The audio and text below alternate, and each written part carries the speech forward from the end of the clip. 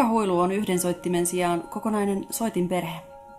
Erilaisia nokkahuiluja on ollut olemassa jo keskiajalta lähtien, ja viimeistään renessanssin aikana erikokoisia nokkahuiluja on soitettu yhtyenä, eli englantilaisittain sanottuna konsortissa.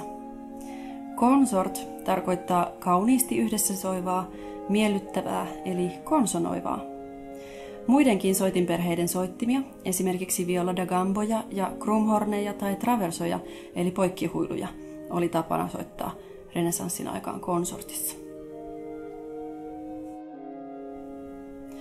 Nokkahuilussa on yhteensä 8 otereikää, joista erityisesti peukalon otereikä on nimenomaan nokkahuilulle ominainen.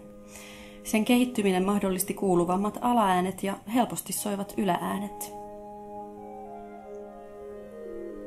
Renessanssinokkahuilujen äänet sopivat erityisesti yhteissoittoon. Niiden alaspäin levenevä poraus mahdollistaa lujat alaäänet. Bassonokkahuilu ja pienemmät nokkahuilut olivat renessanssin aikaan usein yksiosaisia. Pikkusormen otereikä porattiin sekä oikea- että vasenkätisiä varten, ja turha reikä peitettiin esimerkiksi mehiläisvahalla. Bassot rakennettiin koosta riippuen yleensä 2 tai 3 osasta. Niiden jalkaosassa oli myös sekä oikea- että vasenkätisille niin sanottu perhosläppä. Messinkikoneistoa suojaa reijillä koristeltu puuosa, jota kutsutaan fontanellaksi. Isoimpia bassonokkahuiluja soitetaan niiden pituuden vuoksi messinkiputkeen puhaltaen. Renessanssin nokkahuiluperheeseen kuuluu iso joukko erikokoisia nokkahuiluja, pienistä sopraninoista aina 2-metrisiin kontrabassonokkahuiluihin saakka. Erikokoisten nokkahuilujen kirjo on siis erittäin laaja.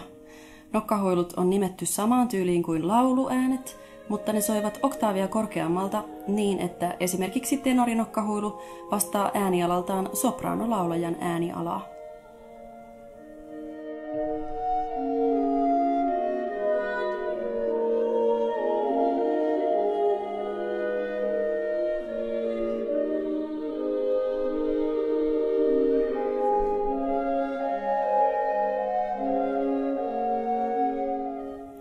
Renessanssin aikaan nokkahuilu oli hyvinkin hovikelpoinen soitin ympäri Eurooppaa.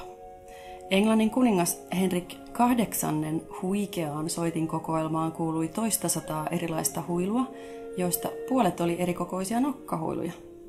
Henrikin hoviin Venetsiasta palkatut muusikot toivat hoviin kokoelman nokkahuiluja ja uuden versovan soittotyylin. Italialaisen soittotavan ihanteena oli eri sävyillä leikkivä, taidokkaaksi harjaantunut ihmisääni.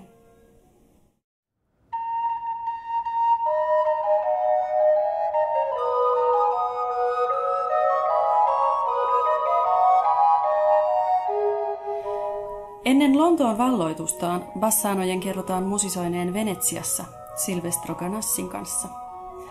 Ganassi kirjoitti kenties tärkeimmän virtuoosinokkahuilismin oppikirjan, ja Bassanon veljesten epäillään olevan ikuistettuna kyseisen kirjan kannessa. Kirjassa on pitkälle kehitettyjä ohjeita virtuoottiseen tekniikkaan, artikulaatioon ja diminuutioihin eli koristeluun. Ei jää epäselväksi, kuinka arvostettu ja huipulle hiottu nokkahuilun soiton laatu on ollut jo renessanssin aikaan.